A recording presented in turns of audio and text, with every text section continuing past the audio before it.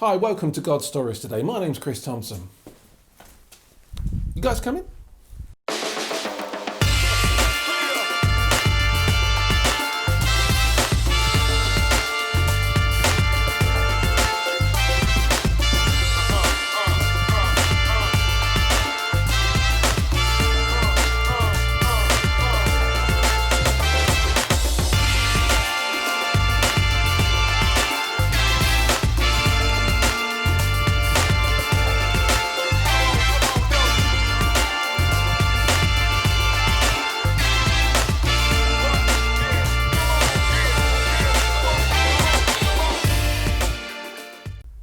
Welcome to God Stories today. I'm in a very special location.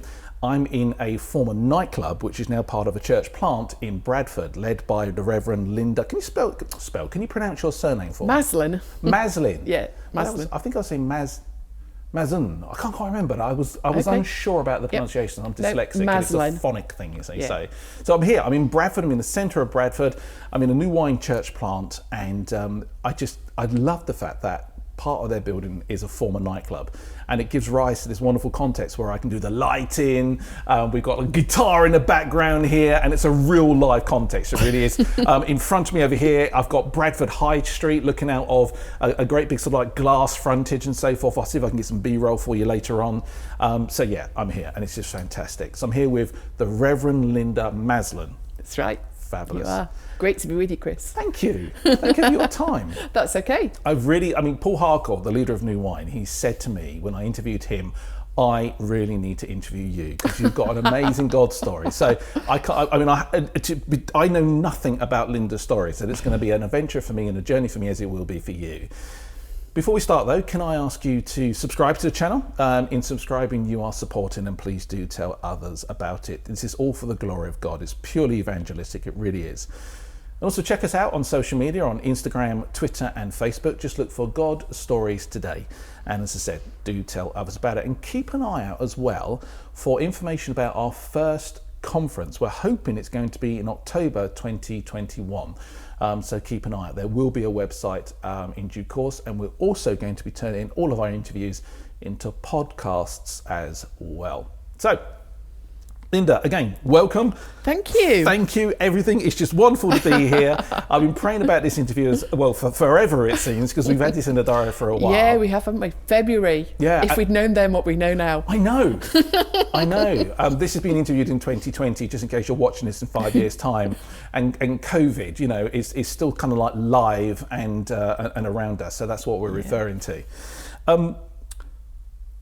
One of the things that we have a wonderful tradition we're doing is basically asking the person what they are now, and then going right back to the beginning. So just tell people so we can context it, who you are now and what you're doing. It's so exciting. So I've been in Bradford for a year now. You'll discover in a minute that I've actually been in Bradford before now too. But I moved to Bradford a year ago to plant this church in the centre of Bradford. It's a Church of England resource church, and we are looking to create a church which is in, of and for Bradford. We searched for a while for a building for that. There was no church actually right in the city centre of Bradford. We have a cathedral, but the centre of Bradford has moved somewhat. And so we were looking for a building, and eventually we bought for a former nightclub building. So it's actually 4 former nightclubs. So it's a massive space. As in 1, 2, 3, 4? Yeah, 1, 2, 3, 4. Former nightclubs. And then the building that you're in now is like a little cube that's alongside. Now, the little cube is the only bit at the moment that we can actually come into and is habitable. Right. The rest of the building had been left derelict for quite a while. Not derelict from the outside, but actually some people went in and ripped out everything from the inside. So currently, I think probably as you walked past, you would see that our phase 1 building work is kind of coming to an end. So hopefully we'll be in there from the end of October. And our phase 2 work has just started. So we've got one part of the building all been fixed, and another part of the building, everything being stripped out, ready hopefully for us to do phase 2 and phase 3. When you were searching for the location, what were the God moments along the way? I mean, you know, because I've been involved in church planting for years now. Yeah. And location is hugely important. Yeah, it's and it's hugely important. often like, you know, you're praying about it, and God will sort of like say, actually the anointing is on this building. Sometimes you think, but actually sometimes it's really, really obvious. So what were the God moments along the way? Well, if I'm honest, some of that was actually done before I arrived on the scene. So our bishop and our archdeacon, who were totally, committed to this new resource church in Bradford, began to look around to see what there was that was on the market, what there was kind of space-wise. And it's quite interesting because, even in the city centre of Bradford, there isn't somewhere where we could house a church of up to 500, 800 people. And so, the options were, to be fair, a little bit limited. But we had our eye on this building, and they had their eye on this building before I arrived. But it took us forever to actually get to the point where contracts had been signed and leases had been sorted out with the council and all of that kind of stuff. Meanwhile, we just had lots of time when we were walking around and praying over the building. We knew that there were people living in the building. Oh, really? The only time that we managed to get into the building, myself and my associate, before we actually got the keys, was we had to climb in through an open window and wander around with the estate agent, kind to see what it was actually like. And there were definitely 3 people living in there at the time that we met in our kind of journey. So I mean, in all of our praying, it was really that this place, well, we know there have been some really traumatic times for people. We know that there's been some amazing times, some happy times for people as well. But out of all of that, and out of the place that had become dark, that Jesus would bring his light into the centre and into the centre of our very multicultural, multi-faith city as well. So so that's where I am now. That's what I'm doing. It is really exciting. It's been a really tough year, but we're looking forward now to the time when we're going to be able to open. Hopefully Advent Sunday this year will be, that will mark the start of us being able to move into 2020. our own space. Yeah. It's an interesting thing. In my experience of church planting, 1 or 2 nightclubs have popped up as locations to plant churches in, and it's always quite I almost want to use the word eerie thing to walk around the nightclub, at least I found it so, during the day when it's not full of lights and full of people and the vibrancy of that on a Friday night. Places. And you walk through it, it's like an eerie, bizarre experience going through a nightclub. Yeah. It really, really is. So I love the fact that you're almost going to baptise to space. Yeah. If you know what I mean. Imagine that kind of thing with rubbish almost up to knee deep and needles. Really? And drugs all over the place. We took out something like 100 kilograms of needles alone out of the building. Wow. So that's not even like the rest of the drug paraphernalia, but just the actual needles themselves. So just huge. Sorry, interrupted then. I apologise. You said it was a tough year. Do you want to just briefly go into that? Yeah, I mean, we moved, and my husband had a stroke, and then literally kind of about 6 weeks later, he was really just recovering, and then the drugs that he'd been given, they created a massive kind of hole in his stomach, and he had a massive bleed, and for probably about definitely a week, it was touch and go as to whether he was going to survive. So, from a family perspective, that was incredibly hard. Just the usual things of moving, bringing together teams, bringing together different people. Lots of challenges along the way. I mean, God right in the centre of it all. We just know that his presence and his hand is on this project. But as you find out, as you step out into doing things for God, there's opposition that comes along the way. I was going to say, do you mind if I used the term spiritual warfare? Yeah, does that resonate? Yeah, definitely. And I think, for Bradford, particularly this spot in Bradford that we are, there's been a lot of darkness around this area, and the devil doesn't give up his ground easily. No. So, we've had to really keep focused on the fact that, God is right in the midst of all this, and keep our eyes on him in spite of all the things that the enemy has thrown at us. Perhaps I could ask you all, what's the name of the church? You got it on your I have, yeah, Fountains Church Bradford. So the reason we're Fountains Church Bradford is, for anybody who knows Bradford, you'll know that there's an area right in the centre where a reflection pool's been built. It's actually got the largest largest fountain in Europe in the centre of it. And in the summer, when we're not in the midst of COVID, It's an area where people gather and play. Children run in and out of the fountains and all of that kind of stuff. It's a beautiful place. It's also a real gathering place where people just go and sit and chat, and a place where actually people are very open to conversations. So for the team and I, whenever we go down and just loiter with intent down in the down in the city square, we always end up having God conversations down there. It's a place of open heaven. Love it. We've found. So we're called Fountains Church Bradford after the fountains that are in our city centre. Made me think of the accounting acts of St Paul turning up. I think it was in Philippi, and then he went down to the river. Yeah. Yes. And to do, I guess, the domestic stuff and prayed there. And I think was it Lydia? And then from that, because he encountered her, you're talking about God incidences and so forth, and from that the church sprang up. I just love all that. It just made me resonate with that story as you were talking. Perhaps I might, though, I've never actually sort of said anything like this in an interview, but with what Linda has just said about planting this church in Bradford and the darkness and the light and what's happened to her husband and so forth, if you don't mind me asking, I would like to ask people to pray for you whenever if you're willing, whenever they watch your interview, to actually just that would pray be for lovely. you. Thank you so much. Yeah, that would be great. So let's start at the beginning. Okay. Where were you born? Bradford. No way! Yeah, so God's called me back to where I was actually born. So I was born in Rose, which is about 3 or 4 miles out of Bradford, and lived out most of my life actually in Bingley and Eldwick, which are probably about 6 or 7 miles out of the city centre. So I was brought up in a home where we went to church on Sunday, and I learned kind of all of the Sunday school stories as you do, and sang in the little choir and all of that kind of stuff, which was all really helpful. But actually, by the time I was 13, I came across a girl in my school who was also a Christian, but her faith was really different to mine. Oh, okay. So I would say that mine at that time was, I knew all the history, I knew the stories, but I hadn't yet really understood what Jesus had done and how I could walk in relationship with him. And my friend had really got that. And so as I was talking to her and sharing with her, I found out some more about Jesus and about her faith, and actually ended up coming into Bradford and into a coffee bar that she used to go to. Happened to be a coffee bar that my husband was running. Now husband is running, and in that coffee bar there were lots of people who had, again, this kind of really alive faith, something which was personal to them, and was something which they were living out more than just turning up at church on Sunday and hearing stories and singing hymns.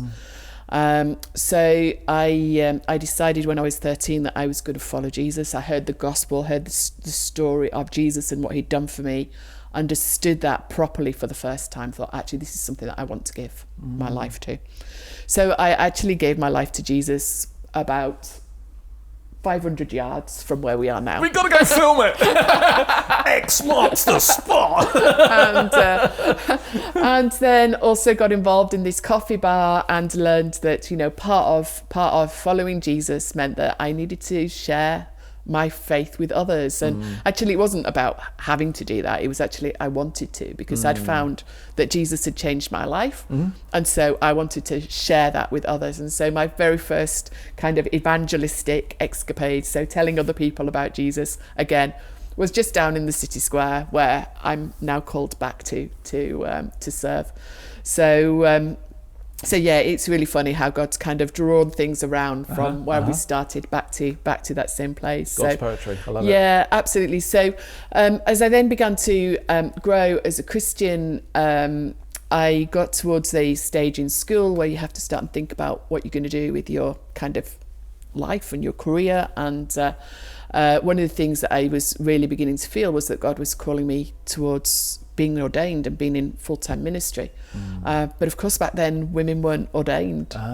So I went to see the then Bishop of Bradford and had a conversation about really feeling called, and it wasn't the women in ministry was on the agenda, but it wasn't yet at the point where it had been agreed. He said, why don't you go to university, go do a degree in theology, maybe by the time you finish then you'll be able to go off and we can talk then about ordination. So that was how that kind of started. But I went to Leeds University to study theology, middle of my course, I married my husband, who I'd met in the coffee bar, and we had our children, kind of quite early on. So once I'd finished university, I had children, and I had 3 amazing children who are now pretty grown up. And well, they are grown up actually, and are now producing their own children. So I'm a nana, which is best thing in life. Can I just pause you before you go Sure. on? Okay, I want to take you back if we may. So I want to dig a little bit deeper. Yeah. To when you were, I think you said 13. Yeah. And you gave your life to Jesus. Yeah.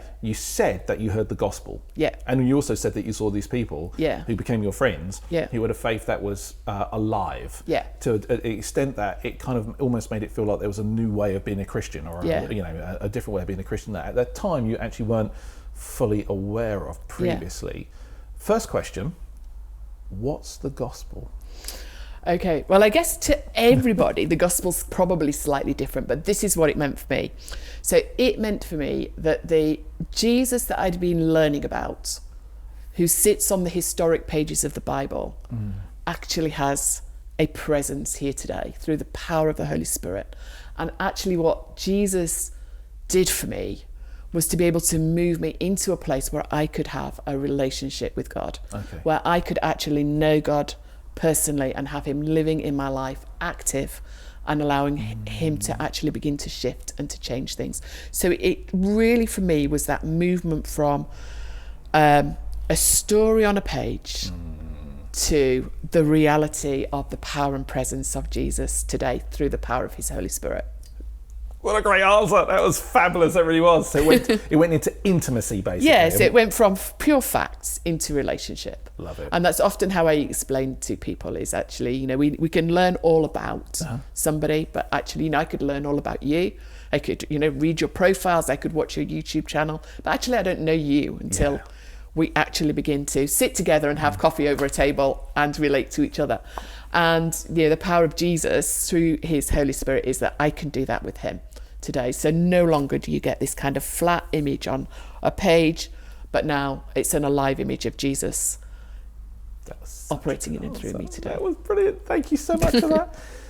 What happened then? Talk us through, with a bit of detail if I may, what happened, was it when you gave your life to Jesus at the age of 13? Was there an evening? Was there an event? Did you sort of go for an altar call? Was it walking through Bradford? What happened and how did it feel? Yeah, so there was an evangelist that had come to Bradford, and he was, he was an American guy, and doing kind of American evangelism the way some American evangelists do.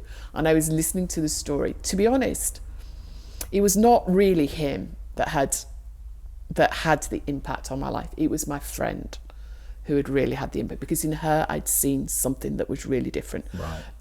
Listening to this guy, Arthur Blessed, made an awful lot of sense, and made me realise actually what it was that was different about my friend to how I was living out faith at that point in time. So it made me think, and so I went away and thought about, kind of all the things that I'd heard, and I talked to my friend, and then I actually kind of just went out into the fields near where I lived and said, actually, this is for me now. I'm making this commitment. You went for a walk in the countryside? Went for a walk in the countryside and just said, Lord, I'm yours. That's it. I'm giving my life over to you. And what happened? I mean, did you encounter God? No, it was nothing. just... It was just really, really kind of factual. But in the kind of service that I'd been to, when we were singing songs of praise to Jesus, and they were modern songs which were very different to what I'd heard in my local church, but in singing those songs I had really felt the presence of God in them. And for me, the way that God was showing up was just in a real kind of calm, a real sense of of peace. And when I went out into the fields to pray, those songs were going through my head. So some of you who are older will remember the song, He is Lord, He's Lord, He's risen from the dead and He's Lord. And, that song was just resonating in my heart and my mind. And I was saying, this is what I accept now. You are my Lord. And in my heart, I knew what that meant by that stage. This meant He was going to be the Lord of my life. I was going to give over my life to Him. And I was going to follow wherever He took me. And even at that point, you had that resolution inside you. I'm going to follow no matter where it takes me. Yeah. So would you say you're an evangelist? I love to be able to share my faith with other people, and again, as we move on to some of the other aspects of my story, you'll hear that. And so I am an evangelist, a relational evangelist. I think I even as kind of a vicar now, I would feel quite uncomfortable standing up and going, full on. Yeah. Perhaps message like Arthur Blessitt gave back in the day. But I love to be able to walk with people, to do life with people, and to be able to show Jesus through the way that I live. Yeah, it's because I'm an evangelist, but I'm not like a big platform speaker or anything like that. I asked someone in an interview yesterday, do you think you're an evangelist? Because everything he was saying felt like you're an evangelist. And I feel like I want to call them out. When someone says, I feel like own the fact you're an evangelist. It's not a dirty word, right? And that does seem to be this common misconception that actually being an evangelist means you are a Billy Graham. Yeah. And if you are, happy days. I wish I had that charisma. I'd love to be as, that kind of gifted. But what it really means is like you're the kind of person who likes to be able to share your faith, and you say relationally, it's exactly the same with me, and now digitally, as it were, and be able to say to people, this is what God has done to me. Yeah. And if you open your heart to that, it can also happen to you, because it's for everyone. Yeah. And I think in the book Anglican Evangelist, which is literally, as we're doing this, only a few months past being published, some of the definitions of what it is to be an evangelist are those people who accompany, like your friend did, friends, individuals on that journey towards faith. Yeah, absolutely. Using their gifts, whatever they may be. Yeah. That's what you sound like to me. Thank you. Cool. Well, that is the kind of evangelism that I love doing. Can I ask you a controversial question? Of course you can. You mentioned in that story that you very briefly, and thank you, summarised, because we got to the children part, but you mentioned being called to ordination. Yeah. Within the Church of England. Yeah. And at the time, you felt that stirring in your heart to that calling, but the institution as it was then wasn't ready to receive it. Yeah. 2 questions, if I may. I love asking this question of people who've been called to whatever it is, be it start a charity or what business or ordination. What does it feel like to have a calling? What is that stirring inside? Yeah. But also, how did you compute in your mind and heart the fact that you were feeling whatever it was you were feeling? So no doubt felt like it was a something from God, but it was being rejected. I just used the word rejected. Yeah. So in terms of the first part of your question about what did it feel like to be being called, for me, the way God's call has come actually several times over to me now in the course of my lifetime has been that it's felt like there has been something that was there that seemed like it was almost completely out of my ability to connect with. And yet suddenly everything begins to revolve around that. So lots of people started talking about ordination. Lots of people started to say, it looks like God has a kind of call on your life. I started talking to my my priest about what does even a vicar do.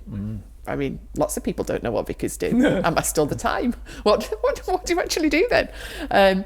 So all of those kind of things, but just this real sense. I mean, even things like hymns in school assembly. I remember one particular day thinking, well, look, Lord, if you really are wanting me to do this, then you're going to need to make it really clear.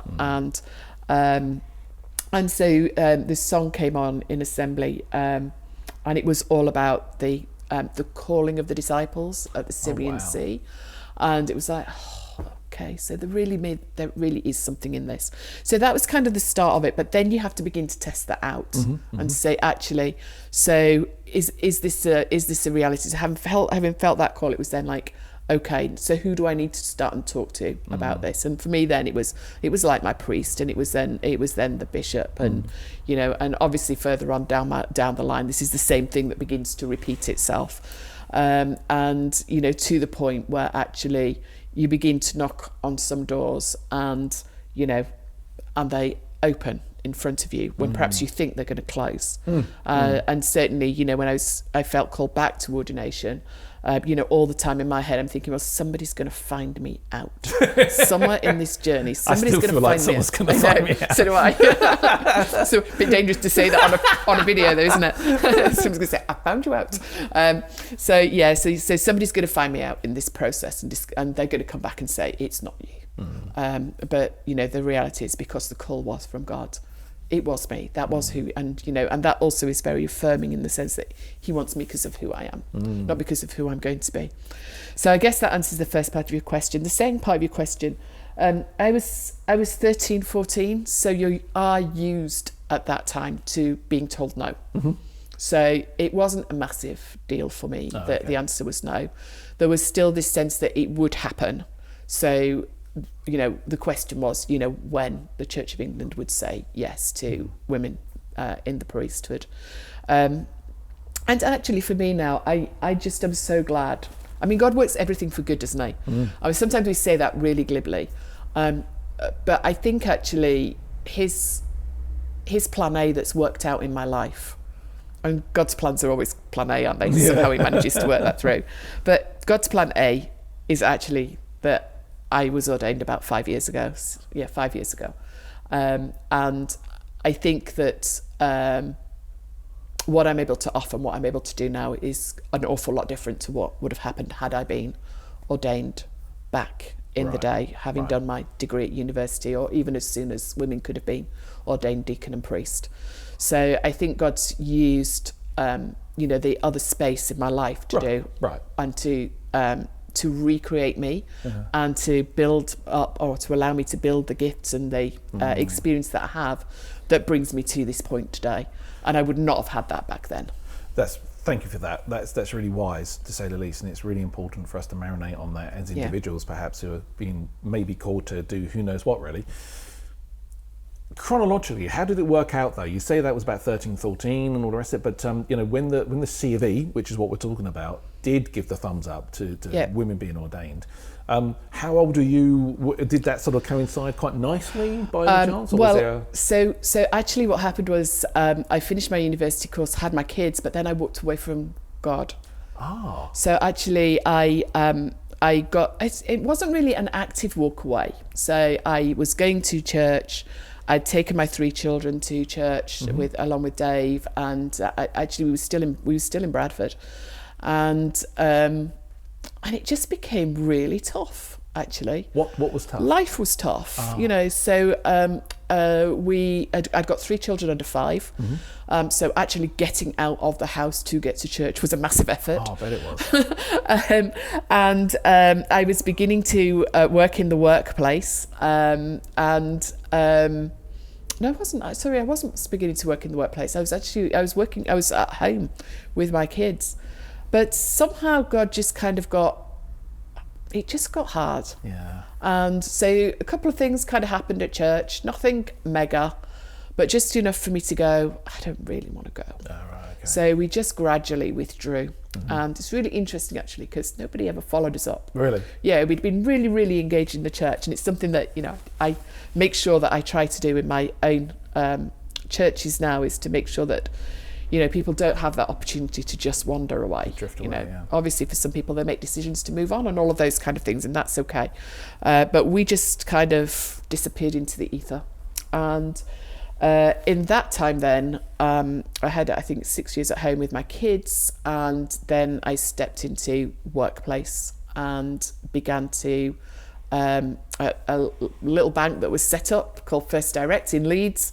Started on the phones and loved it, and before long was into kind of managerial type positions. So I can see that.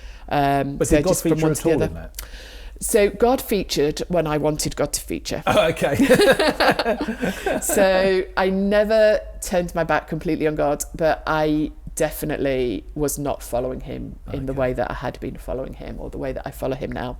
So when there was a reason to pray, I would pray.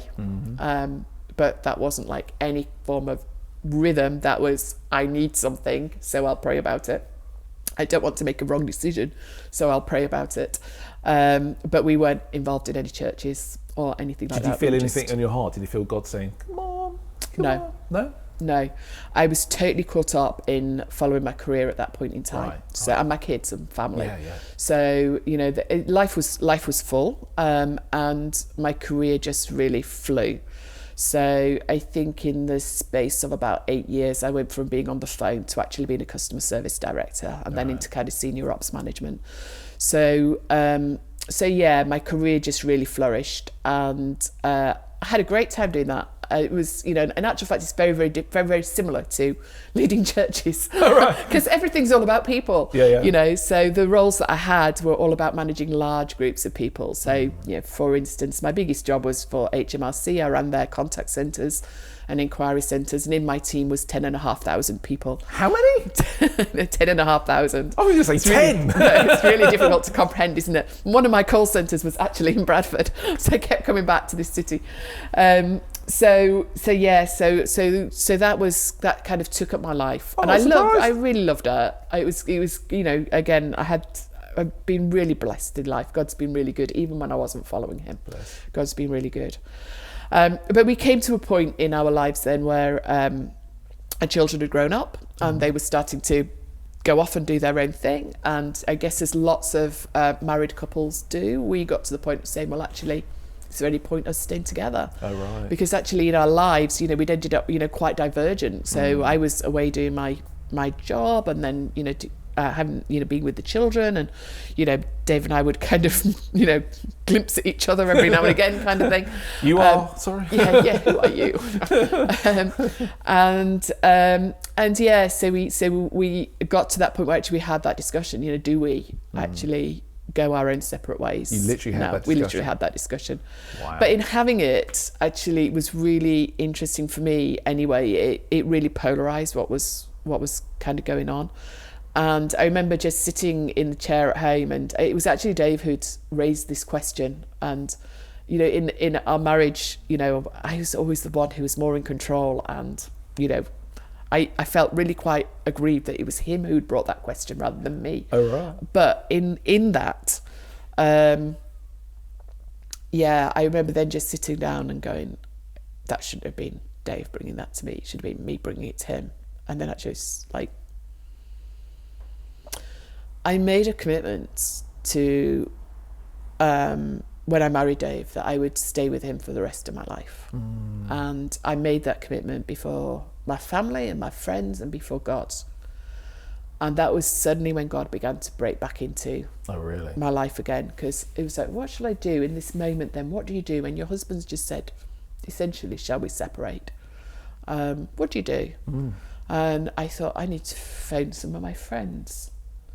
And then I thought, I know my kind of friends who've come out of my work background will say, yeah, that's the right thing to do.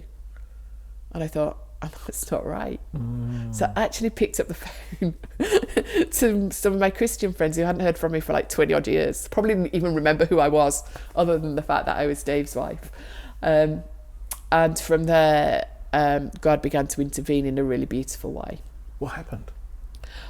So they began by talking to us about our relationship and the fact, you know, how we could begin to bring our relationship back together. I'm really grateful to the couple who were just so gentle with kind of the both of us.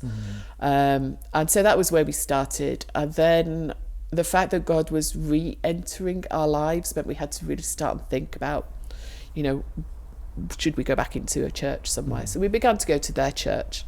And it was actually probably, you know, a few weeks later on when, again, within a service, the music just really touched me, and God spoke in through the music. Really?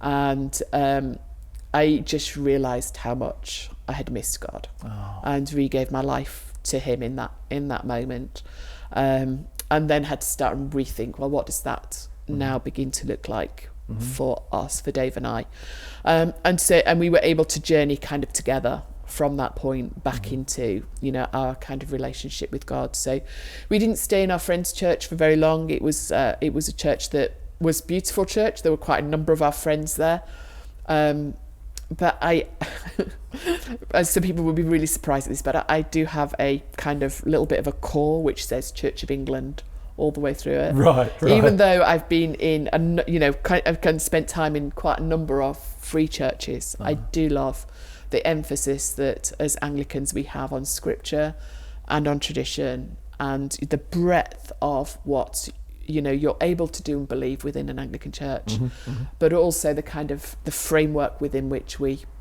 kind of operate. There's accountability and there's structure. So for me, I like that. I know for a lot of people they would go, and actually for a number of people who know me very well, they'd be like, oh really? So we ended up in a lovely church in Halifax where we were living at the time, and the people there were beautiful, and they a little bit helped us rebuild our lives with God. I found, for the first few months, I would go to church and I'd hide behind a pillar, because the moment I got into church, I would start crying. Oh, wow. Just because God was touching me and beginning to heal some of the stuff that had long been broken. And eventually I got to the stage where I could actually sit through a service without crying through the entire lot of it.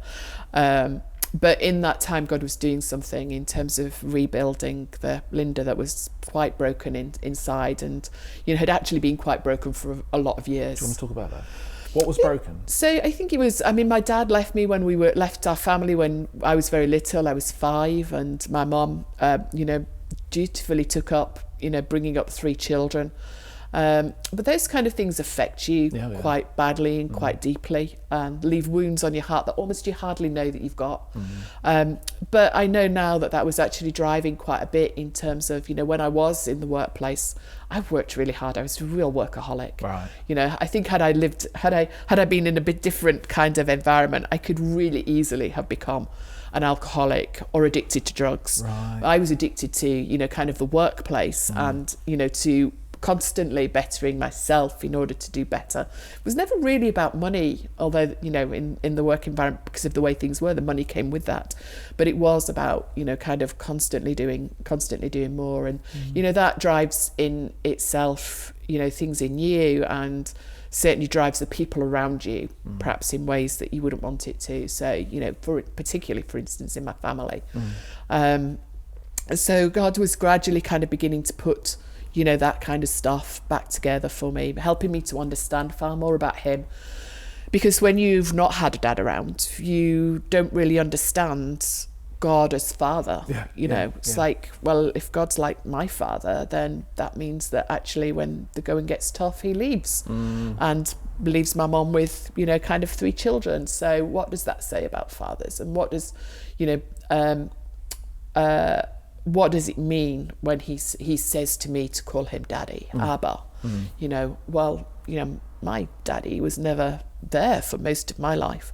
So those things God was beginning to work on, and God in his beautiful way, sometimes you wish that he would just go like, zap, it's all done. Here you go. That would be nice. Reality for most people, I would say, is that, we are lifelong works. And God doesn't work to the same time scales that we do. And so it really took some time for God to do what he was doing within me. At the same time, I was at the time working for HMRC when I gave my life back to Christ. And I said to him, well, clearly I'm in the wrong place, because you call me to ordination, like when I was 13. And I've kind of gone on a route. So in my head, I thought, I'm here and God's plan for me was to be over there.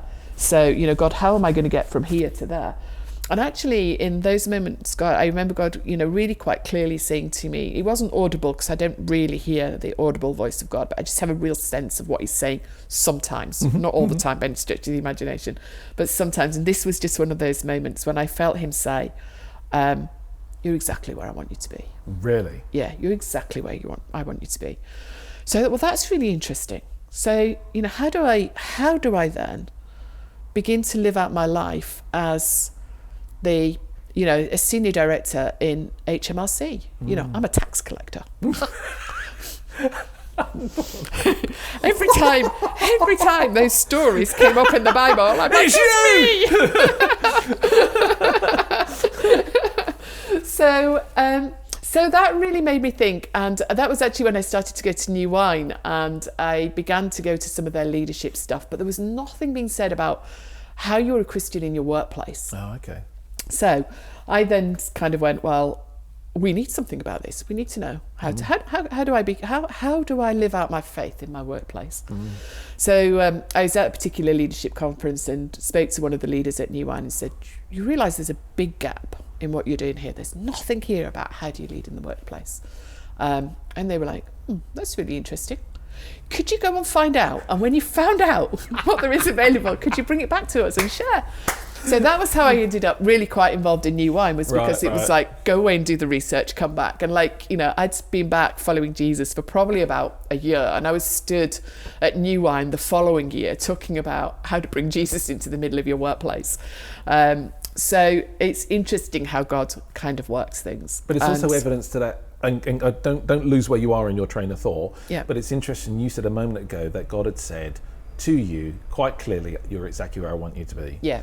And I immediately felt like you were saying he's got you where, not got you, it sounds like he's caught you, but he's guided you to be where he wants you to be, so he can heal you. Yeah. He can heal your marriage. Yeah. And bring about, now that you've just said that, this sort of wonderful opportunity, which has now led to you being what you are in New Wine. That's right. I just wanted to pause that and segue that in. So carry on. There you are. Your research that is just so right. So I began to do the research and really began to think about, you know, how I could influence the culture to be more kingdom culture where I was working, and I was influential. I was able to do some of that stuff. You know, how do we make sure that we care properly for people?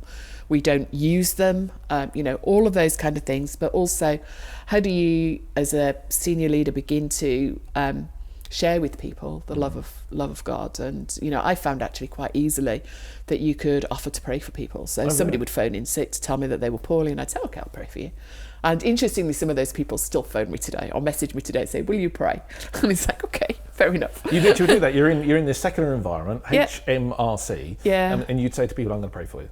Yeah, I wouldn't actually pray now, you know, because of the role that I carry now. I would probably pray with them there and then. But that time I didn't have that courage. Okay. But I did have the courage to say, I will pray for you. Nice. But it was just like, take it away and pray for them. By the time I got to the end of my workplace career, as I'm bridging into church place, then of course I was doing that. I've actually said, I'll pray with you. But that was a you know, kind of a different role too. So yeah, a little bit further on, probably about a further year on. So maybe I'd been back following Jesus for 2 years, just about. And this call to ordination began to come back. And for me, I thought, oh, well, God's obviously moved on from his plan. I've moved on from his plan. So, you know, I'm going to be here doing workplace ministry. And this guy who had been one of the people who'd helped us when we'd got back to our existing church, our church, he came round for dinner. We'd invited him and his wife round for dinner, and he sat across the table from me and said, Linda, I said, have you ever thought about being ordained? And I was like, yeah, like when I was 13. It's gone now. This is where we are now. And from that moment, you know, at the beginning I said that suddenly everything becomes about that thing. So for me, it was a million miles away from anything that I'd really been thinking about. And suddenly it was brought into my vision because of the words of somebody else. And then following on from that, it was like for the next 6 weeks, every time you went out, somebody spoke about being ordained, or, you know, the things would you know, kind of come in through the letterbox. We didn't quite have kind of Facebook and things like that. Maybe I did, but I wasn't connected to the right things. But you know, the just this real sense that there was another call that was coming. So eventually I booked on a course, you know, kind of 3 days, find your vocation thing. And, you know, in that, God's voice just kept coming back to the same point. So that was when I sat on the discernment journey of, you know, okay, well, if this is you, the doors will open and won't shut. And so set off out. And as you set off out, every single door just flung open. So probably within a year of that conversation taking place, I found myself accessing ordination training. Having gone through all of the, you know, multiple interviews and the bishop's advisory panels and everything else, is just kind of all, you know, like fall into place. And suddenly, and my poor kids, who are by now, some of them living away from home, my son's in America and my daughter's in Canada, and I'm having to phone them up and say, by the way, thinking to be a vicar? And they're like, what?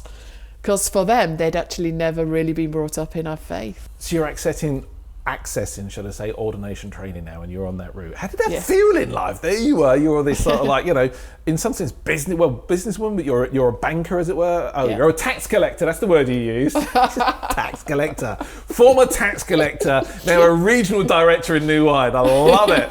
Okay, so you were that, and now you're training for ordination. What was God doing? What were the profound God moments at the time? Oh, there was all sorts of stuff that was going on. So I was still working. So I was still in the workplace, and I had started out onto kind of a college track to begin to study theology, because I'd already got a BA. I was doing a master's, and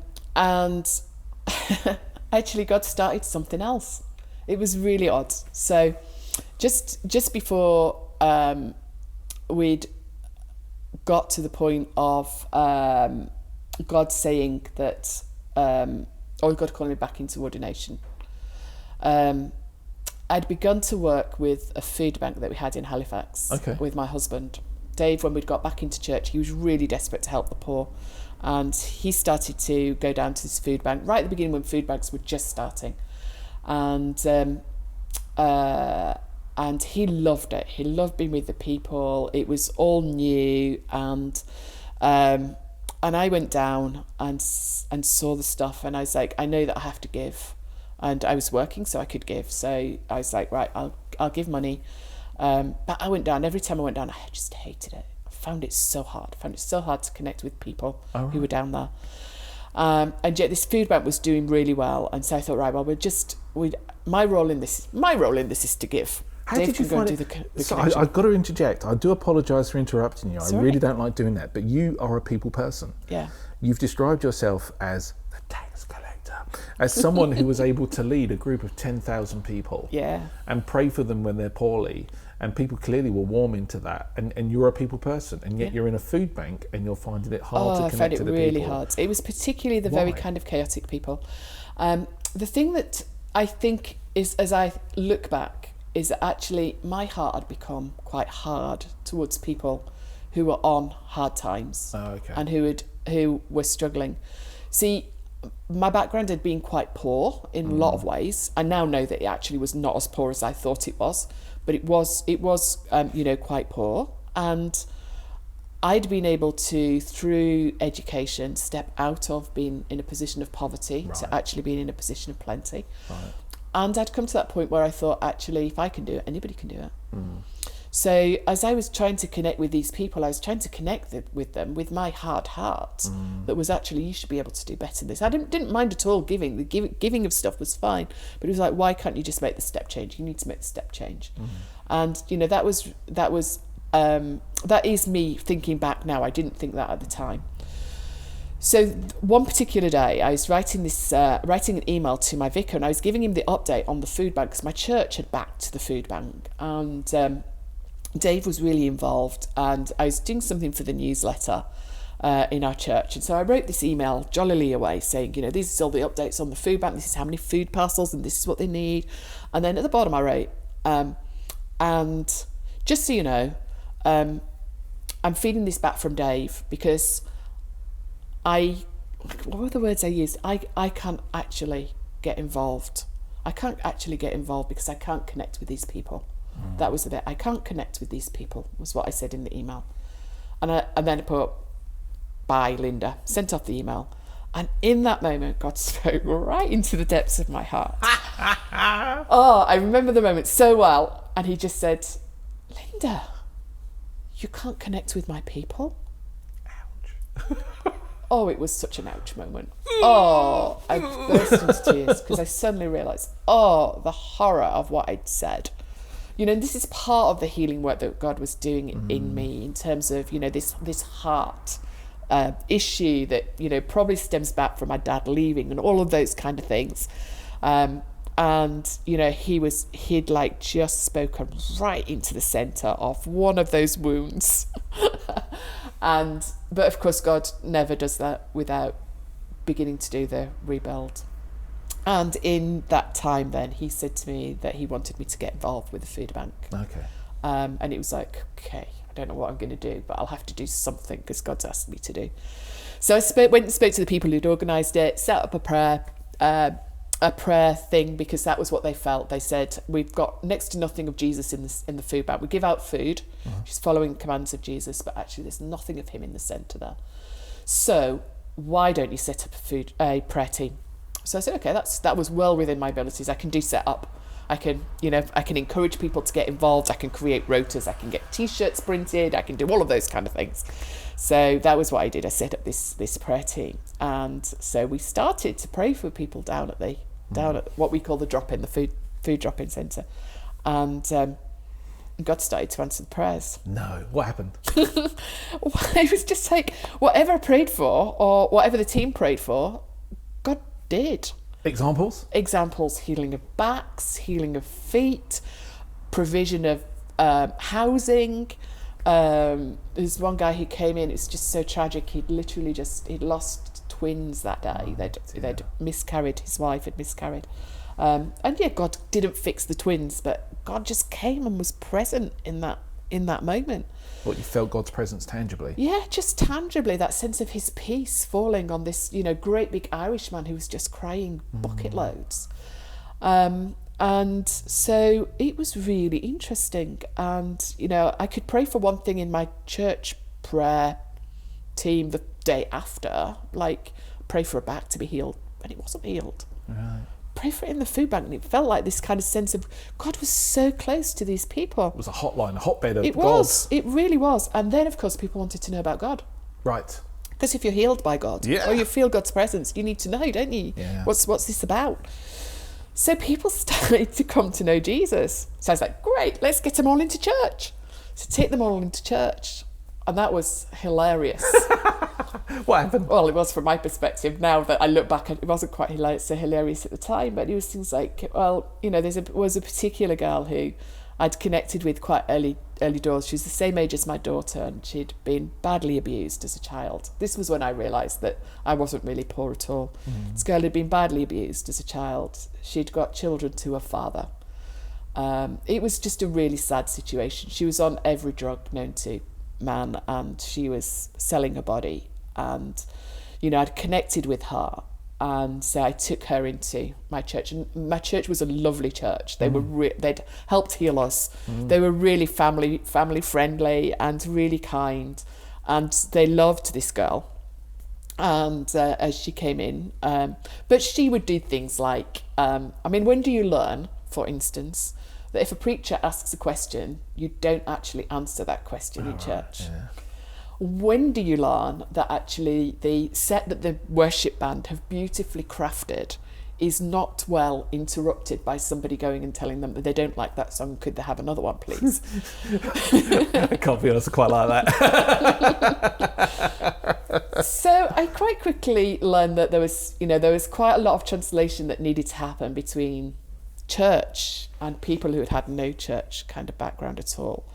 And although the congregation in the church were beautiful, there was one particular day where I'd been off doing something. I wasn't at that church that day, came in at like coffee time, and this girl was just sat on her own, looking really quite sad. And my natural reaction was to condemn the congregation for not connecting with her, which of course was exactly what I had not done myself in previous times. But I realised that actually we needed to think about church differently for people who were coming from a really non-church background, from a chaotic background. So on the first day that I started college, having had a couple of attempts at doing something for the people who were on the margins that had failed, we actually began something which was called Saturday Gathering. And by this time I'd found another couple of people who'd got a real heart for the people at the margins. And we'd begun to really work through what could we do that would enable these very, very new, very, very fragile Christians to begin to walk with Jesus and come to kind of know him. And so Saturday Gathering, as it's set up in its kind of little fledgling way, we probably had about 8 people at the first service that we did, and we gathered around food because we knew that Jesus always did hospitality, so we figured if we followed what Jesus did we wouldn't go too far wrong. So hospitality, so we laid tables and had food, and then we used videos to put a message across, because none of us were really into speaking, even though, you know, kind of I was beginning to head towards ordination. Hadn't really done a huge amount of preaching or anything like that, and didn't feel right with this group either. And then we did a few kind of worship songs, and, you know, kind of really hesitantly put all this stuff together, and it worked okay. So we went back the following week, and I'd given it 6 weeks, because of the other 2 failures that we had, you kind of put a timeline around it. So if it works in 6 weeks, then that's fine. If it doesn't, we'll try something different. Didn't think it would, because it was on a Saturday night as well. Like the following week, we'd doubled the numbers. Went to 16. Yeah. And the week after that, we'd like got 30. It was like, what's going on here? What are you doing? And so, you know, it gradually then began to grow. From 30 onwards, it was probably a little bit slower.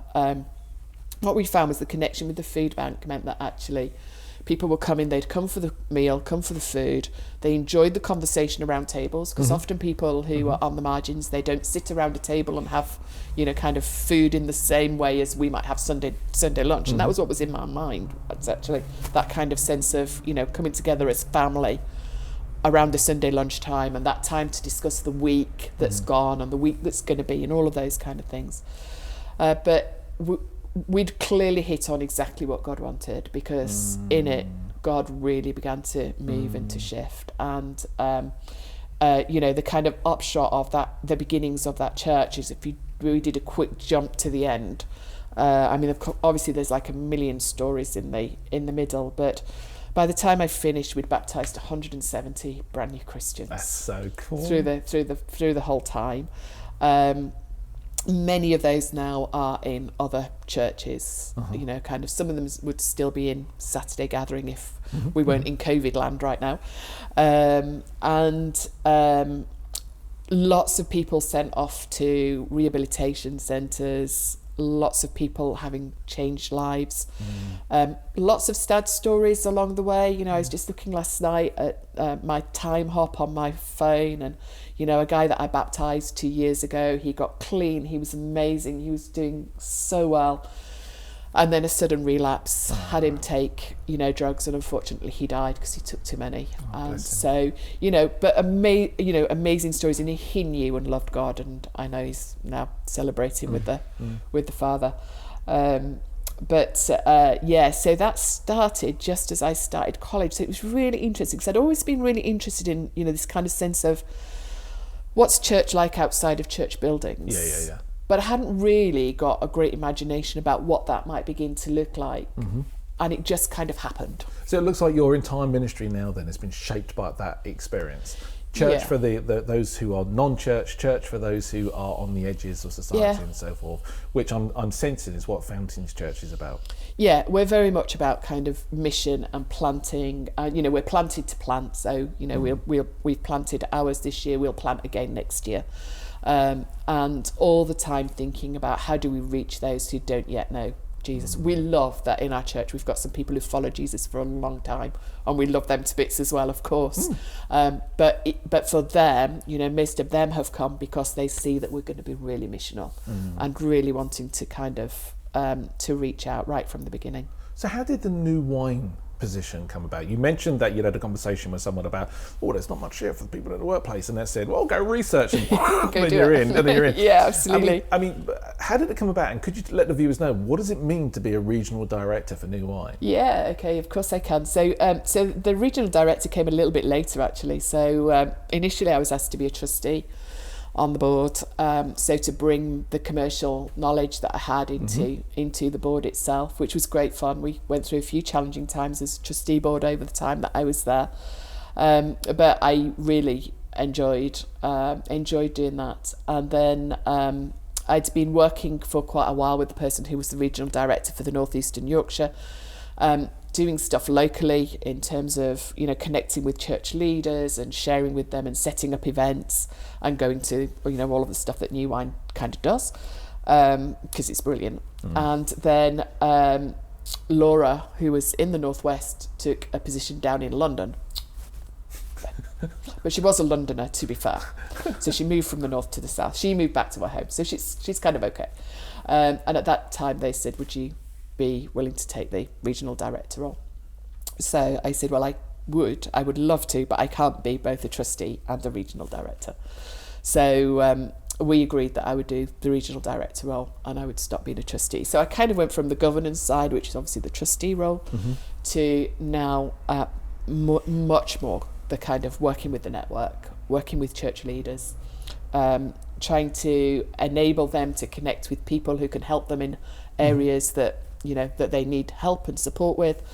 It's a massive leadership role. Yeah, it's a massive leadership role. So in terms of my commitment, by and large, I do probably about a day a week.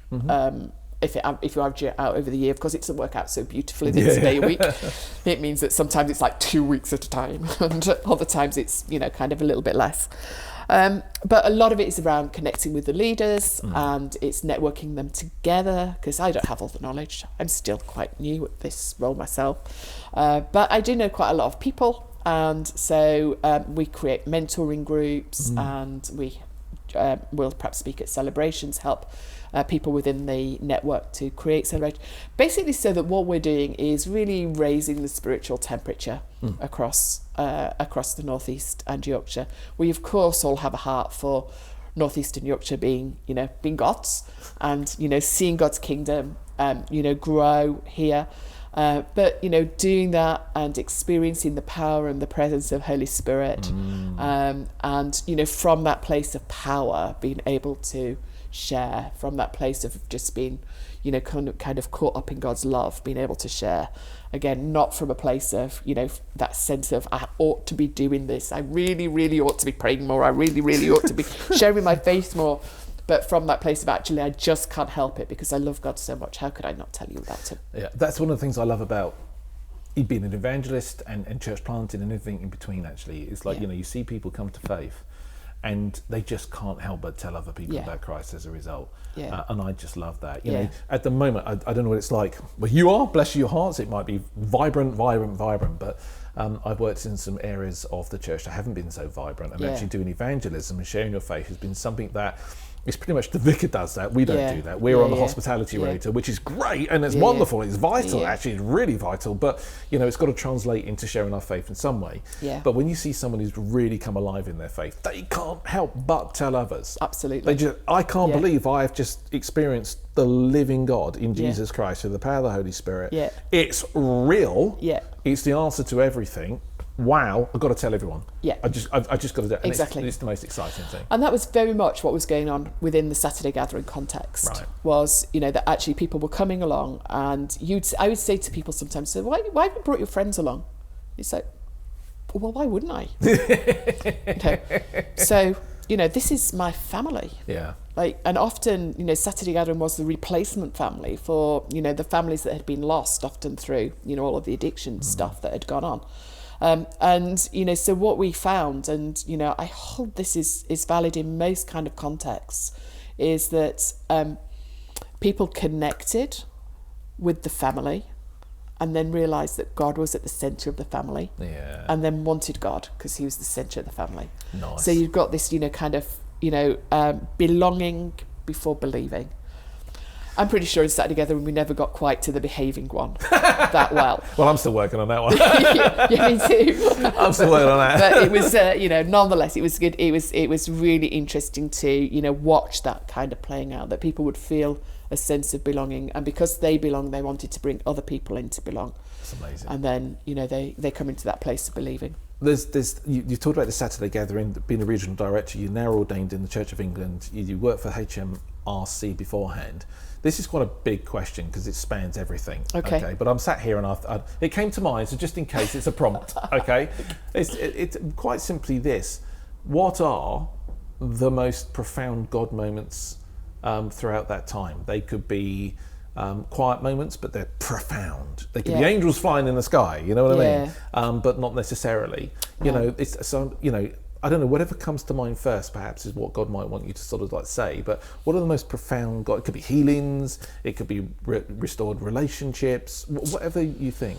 It's really interesting because there's so many different ones. So in terms of kind of healings, seeing a guy go from being on the floor because of his crack cocaine addiction through detox, coming out the other side of that, seeing his relationships with his family restored and renewed, and following all this, I was talking to him about what he would most want, and he most wanted a birthday party, like an 8-year-old's birthday party. This is a 40-year-old guy. Yeah. And he wanted this birthday party, and he wanted to be able to invite his family and his nephews, and to have a birthday party with pass the parcel and musical statues and birthday cake and candles.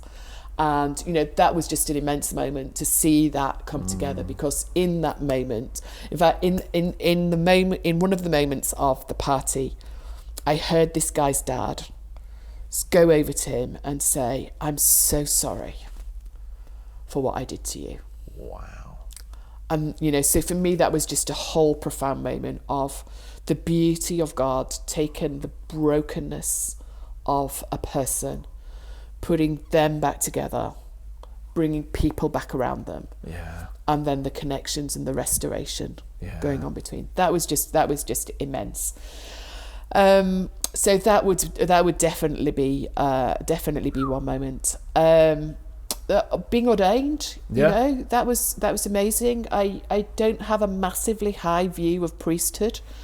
And so when I was ordained priest, I wasn't expecting very much. So actually when I was ordained deacon, I wasn't expecting very much in terms of the moment that the hands were laid on me. And yet the beauty of the service, loads of my Saturday gathering guys, I didn't know, but they'd organised 2 coach loads to go over to Ripon Cathedral. Really? So all my ragamuffins, they were all there, and they'd managed to get this place which was almost right in my vision. So I was really emotional all the way through the service. It was so beautiful.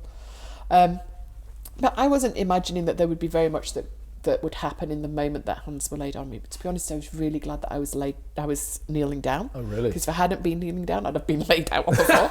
So it was just a real power of the Holy Spirit, and that was really beautiful. And it was really beautiful because it wasn't at all what I was expecting. But God used that moment amazingly. Some of the other moments I've talked to you about in terms of those moments where God's spoken and it's just changed me in a moment. But of course, there's also just lots of times when I just turn my eyes towards God and he's just there and very present in a moment. I told you that Dave was ill. He was really critically ill. I got the call at 3:00 in the morning after we'd admitted him to hospital to say they didn't think he would last the night, and Really? I needed to go in. I went into the hospital, and I managed to have a few minutes with him before they rushed him off a operation that they didn't know whether he would survive. And they were expecting that the operation would take about an hour, and it was like 6 hours later that he finally came out, and he was in intensive care on ventilator and everything else. And you know, in that time, it was also quite challenging because I'm used to spending time with God. I'm used to praying, and I have a rhythm of prayer that I follow. And so, in those moments when I was by myself, I began to do that. But then, after about like 2 hours, and I still hadn't got any news, that became quite hard. So, I called one of my friends and asked them if they'd come down to the hospital and pray with me, and they came down and they prayed with me. And a little bit later, the chaplain came and did the same. And, you know, I was just really grateful for other people coming in and, you know, praying the words that I had got to the stage where I couldn't really pray anymore. I'd prayed all my words and I'd like run out, and I'd spoken in tongues for quite a while as well, which is my normal go-to. But even so, in that situation, it was quite hard. But Dave did survive. Obviously, he came through. But that whole period of time taught me that actually in the darkest of moments, God was still right there. And for both of us, we've talked about it quite a bit since and shared our testimony. But we learned that no matter what, had Dave died, I would have been okay.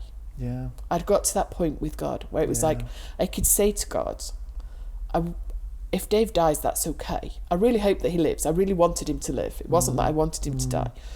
But I knew that if that happened, if the worst happened, I would be okay.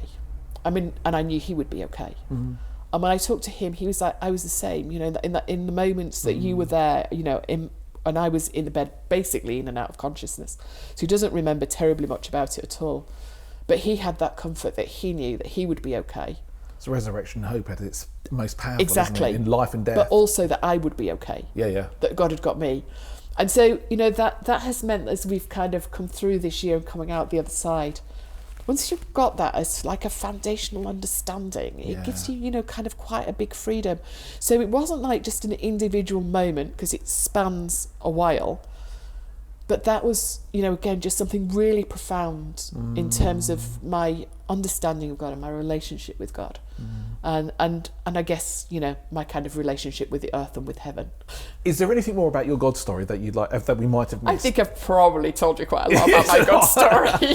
Oh, Lynette, this has been fantastic. I really hope well it done you. if you've made it all the way through my God story. They're on the edge of their seats, I'm sure. Absolutely on the edge of their seats. And I'm really looking forward to these things being turned into a podcast as well. So people can listen to it in their cars and all that kind of stuff. That's really cool. Now, you may recall me saying that we normally finish with a little game called Spotlight. Okay, it's just a bit of fun. You know, it's a nice, gentle way to finish the interview. And then if you pray us out, that'd be great. Of course I will. Yeah? Okay, so it's just the first thing that comes into your mind. Okay. Yeah? Ready? Go for it. Okay. The thing you can't live without. Phone. Your phone. I love it. You're the first person to say that. It's not me, my wife. They're all like really pious. No, it's my phone. Sorry, Dave, and my kids. This is probably like when you're a teenager, that sort of thing. But a film star crush. David Cassidy. Oh wow. Okay. Cool. Yeah. Oh, that shows my age. Secret pleasure. Oh, swimming in the sea. Oh wow. Yeah. If you could have a superpower, what would it be? To be able to understand what animals say. Oh really? Yeah. That is completely unique. You're good at this. No one has ever said that. It's really good. Favorite? I think this says a lot. Favorite cereal? Oh, Cheerios. Nice. Dark chocolate or milk chocolate? Oh, dark chocolate. Can you reverse park? Yeah. Have you ever seen an angel? Yeah. Have you? Yeah. Do you want to? But I nearly shared, this is another God moment. When I was in Halifax, which is where I was before Bradford, I was praying around the time. When would it be? After the start of Saturday gathering, really getting a sense of God doing something in our city. We were going to have a barbecue up at a place called the Beacon. The Beacon, you can look over Halifax and you can see the whole of the surrounding areas. So I'd gone up to risk assess, and I was while I was up there, I was praying. It was one of my favourite prayer places. And as I was praying over the town, I saw angels all around the basin, and they were massive. I was going to say, what did they look like? They were massive angels. They looked like warriors. They didn't look like white, fairy-haired, tinsel-clad ones that we have in Christmas nativities. They were fully clad in armour. But what was happening was they were coming up out of the ground. They were wiping the dust off them as they went, and they were stationed all around the town. And then the vision kind of moved on, and I saw little fires beginning all across the base and bottom. Yeah, smaller than beacons, but they were building fires. So it was like a small fire that was growing into a blaze. I see. And I just had a real sense that what God was saying through it was that in Halifax, like Bradford, there's a massive spiritual heritage. Yeah. There's lots of stuff that's gone on in the past. There's prayers and prayers and prayers of saints that have soaked the ground. And that what was happening was the angels were coming back into a place of kind of prevalence around and about, place of protection. But that across the bottom there were fires being lit, which were kind of the beginnings of I interpret it as the beginnings of revival. And so it was a really beautiful vision, and it was one of those things which really kind of I kept coming back to it the whole time I was in Halifax. I still talk about it when I go back to Halifax. Really? Halifax isn't very far from Bradford, by the way. I literally live on a hill right now that's between Halifax and Bradford. Oh, cool. yeah, so that was when I saw an angel. Thank you that was gold dust. That really, really was. Your favourite virtue? Kindness. When were you happiest? That's really difficult. I've been happy most of my life. I've been so lucky. When am I happiest? I'm happiest actually at the moment with my grandkids. Okay.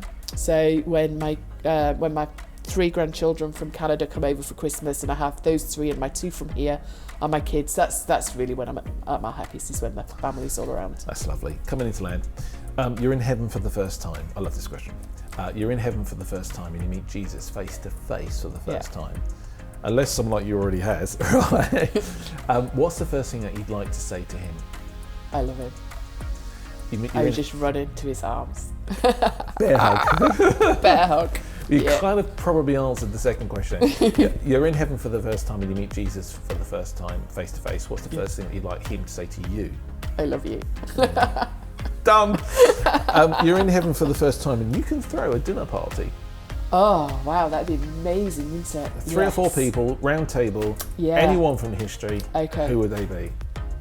Well, you see, I always think, and quite often when I talk about scripture, I always discover that I have so many questions that I would like to ask the people who are involved in the scripture. So the thing that immediately comes to mind when you say that is I would love to be able to have around the table the 2 disciples who were on the road to Emmaus and Jesus. What a great idea.